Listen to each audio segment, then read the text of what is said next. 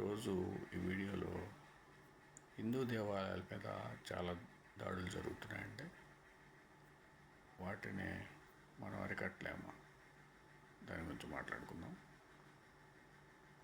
ముఖ్యంగా అన్ని హిందూ దేవాలయాల్లో సీసీటీవీ కెమెరాలు పెట్టుకోవాలి, అందులో ఎటువంటి సందేహమే లేదు.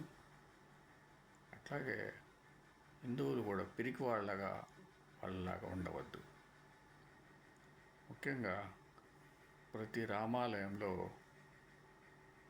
ఒక మనిషిని రిక్రూట్ చేసుకోవాలి. ఎవరై అంటే విలువిద్య బాగా వచ్చినవాడు, ధనస్సు బాణాలని బాగా వాడటం తెలిసినవాడు, దాంట్లో ఎక్స్పర్ట్ని ఒక అతన్ని మనం రిక్రూట్ చేసుకోవాలి. రామాలయానికి వచ్చే యువకులందరూ కూడా ఆ విలువిద్య నేర్పించాలి. అట్లాగే హనుమంతుడి దేవాలయాలు కూడా దేశంలో చాలా ఉన్నాయి.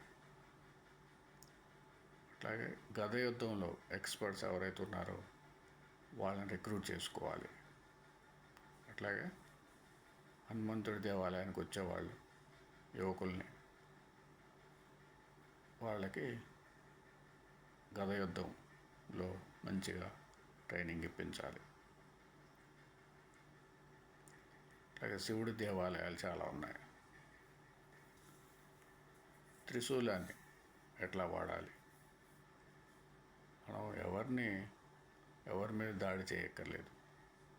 కానీ దేవాలయాల మీద దాడి జరుగుతుంటే ఎవరి ప్రాణం తీయక్కర్లా, మనలో ధైర్యం ఉంటే వాళ్ళని ఆపచ్చు. అట్లాగే మనకి కొన్ని యుద్ధ విద్యలు కూడా తెలిసి ఉంటే ప్రతి మనిషిలో కూడా ఆ పిరికితనం అనేది పోతుంది. ముఖ్యంగా యువకులందరూ కూడా వాళ్ళకి ఇష్టమైన యుద్ధ విద్య ఏదో ఒకటి నేర్చుకొని ఉంటే మన దేవాలయాలకి మనమే రక్షణగా ఉండవచ్చు. అట్లాగే మన దేవాలయాల్ని బాగా ఎవరు కూడా ధ్వంసం చేయకుండా మనం కాపాడుకోవడానికి అవకాశం ఉంటుంది. ఇంకో విషయం ఏంటంటే గన్ షూటింగ్ కూడా నేర్చుకోవాలి. ఎవరి ప్రాణం తీయటానికి కాదు.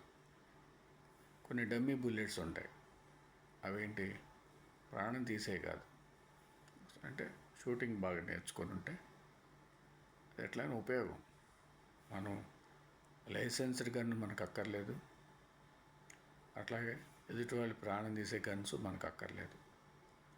మామూలు జనరల్గా అది ప్రాణం తీసే కాకుండా మామూలుగా తేలికపాటి బుల్లెట్స్, డమ్మీ బుల్లెట్స్, అంటే ప్రాణం పోవు, అట్లాంటి ఏదైనా ఉంటే ఆ గన్ షూటింగ్ కూడా నేర్చుకుంటే అది కూడా ఉపయోగమే. ఇవన్నీ కూడా మన దేవాలయాల్ని మనం రక్షించుకోవడానికి, అట్లాగే హిందువుల్లో ముఖ్యంగా ఆ పిరికితనం అది పోవాలి. పిరికితనం పోవాలంటే ప్రతి ఒక్క హిందువు కూడా ఒక సైనికుడిలాగా తయారవ్వాలి. అప్పుడు మన దేవాలయాల్ని ఎవరు టచ్ చేయరు. ఓం సమ సద్గురు సాయినాథ్ మహారాజ్కి జయ. ఓం సమ సద్గురు భరద్వాజ్ మహారాజ్కి జయ. జయ శ్రీరామ్. ఓం నమః శివాయ.